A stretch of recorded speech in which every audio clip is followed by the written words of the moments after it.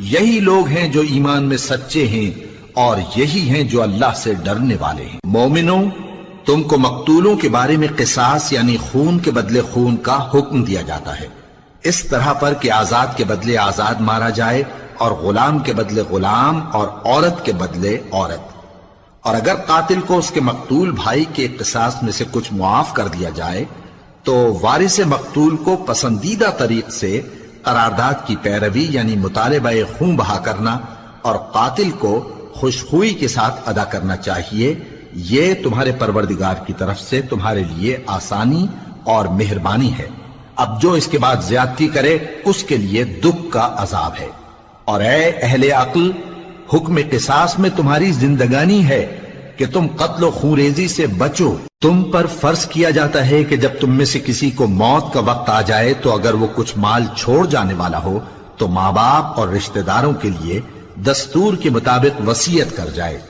اللہ سے ڈرنے والوں پر یہ ایک حق ہے۔ پھر جو شخص وصیت کو سننے کے بعد اس کو بدل ڈالے تو اس کے بدلنے کا گناہ انہی لوگوں پر ہے جو اس کو بدلیں، اور بے شک اللہ سنتا جانتا ہے۔ اب اگر کسی کو وصیت کرنے والے کی طرف سے کسی وارث کی طرفداری یا حق تلفی کا اندیشہ ہو تو اگر وہ وصیت کو بدل کر وارثوں میں صلح کرا دے تو اس پر کچھ گناہ نہیں، بے شک اللہ بخشنے والا ہے، رحم والا ہے۔ مومنوں، تم پر روزے فرض کیے گئے ہیں جس طرح تم سے پہلے لوگوں پر فرض کیے گئے تھے تاکہ تم پرہیزگار بنو۔ روزوں کے دن گنتی کے چند روز ہیں، تو جو شخص تم میں سے بیمار ہو یا سفر میں ہو تو دوسرے دنوں میں روزوں کا شمار پورا کر لے۔ اور جو لوگ روزہ رکھنے کی طاقت رکھیں لیکن رکھیں نہیں، وہ روزے کے بدلے محتاج کو کھانا کھلا دیں۔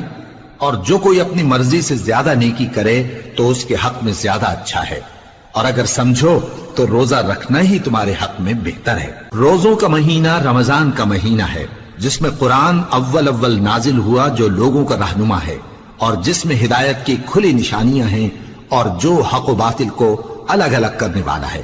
تو جو کوئی تم میں سے اس مہینے میں موجود ہو چاہیے کہ پورے مہینے کے روزے رکھے، اور جو بیمار ہو یا سفر میں ہو تو دوسرے دنوں میں روزے رکھ کر ان کا شمار پورا کر لے۔